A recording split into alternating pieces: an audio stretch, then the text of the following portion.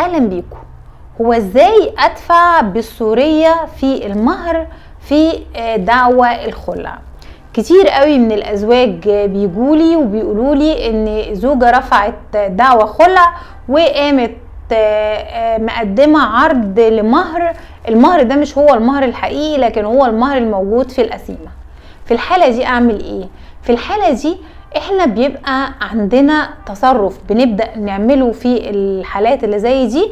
بقى انا بنصح الزوج ان هو يرفع دعوة اسمها دعوة سورية مقدم صداق، وبناء عليه بيقدم دعوة سورية مقدم صداق دي، بيقدم صورة رسمية من العريضة بتاعتها للقاضي اللي بينظر دعوة الخلع، وبيطلب وقف الدعوة تعليقيا لحين الفصل في دعوة سورية، علشان يضمن كده انه القاضي مش هيحكم بالخلع للزوجة لغاية ما المحكمة المختصة تقول رأيها في المهر ده ومدى جديته. ليه؟ لان احنا عارفين انه منتشر قوي عندنا في مصر نوعين من المهر. في مهر اسمه مهر السر، وفي مهر تاني اسمه مهر العلن. مهر السر ده هو المهر اللي بيبقى بين اهل العروسة وبين العريس، ومهر العلن اللي بيتكتب في القايمة، علشان الناس بتعتقد انه الرسوم بتاعة التوثيق، او بيقصدوا من كده ان هم يتهربوا من رسوم التوثيق اللي المأذون بياخدها، فبيحاولوا ان هم يخففوها على الزوج. وبناء عليه بيبقى الزوج جايب ممكن حاجات في العفش على انها من المهر، او جايب ذهب على انه هو من المهر، او دافع مهر كبير 100,000 جنيه او 200,000 جنيه لكن مكتوب في القسيمة 1 جنيه. ودي على فكرة حاجة مهمة قوي ان انا لازم اقولها لكل الناس، انه اصلا الرسوم اللي بتتاخد في عقد الزواج بتتاخد على مؤخر الصداق وما بتتاخدش على مقدم الصداق.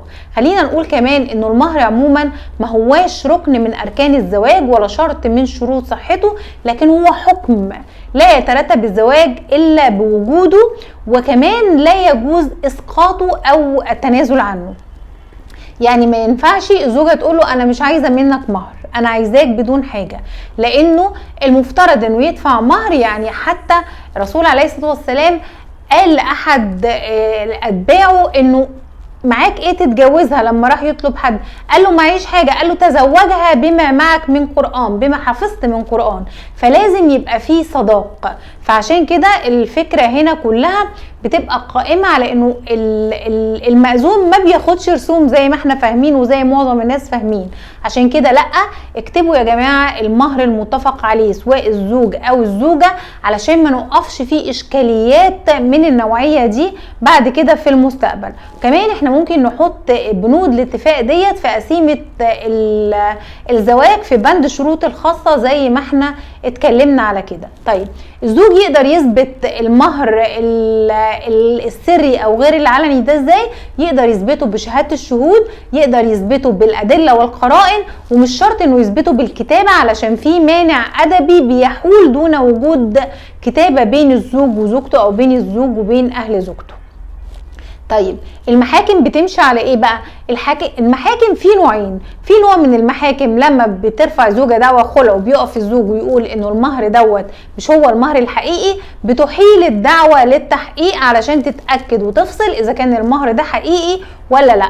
وفي نوع تاني من المحاكم هي بتقولك لا، انا ليا الورق اللي قدامي، انا هفصل في دعوى الخلع، وعلى الزوج اللجوء للمحاكم المختصة. عشان كده انا بقول انه اللجوء للمحاكم المختصة من البداية، وقف دعوى الخلع لغاية ما يفصل القاضي في امر المهر واثباته، من الامور الجيدة واللي بتضمن ان الزوج يحافظ على حقوقه في المهر بتاعه. فولو لايك واستنوني في معلومة قانونية جديدة.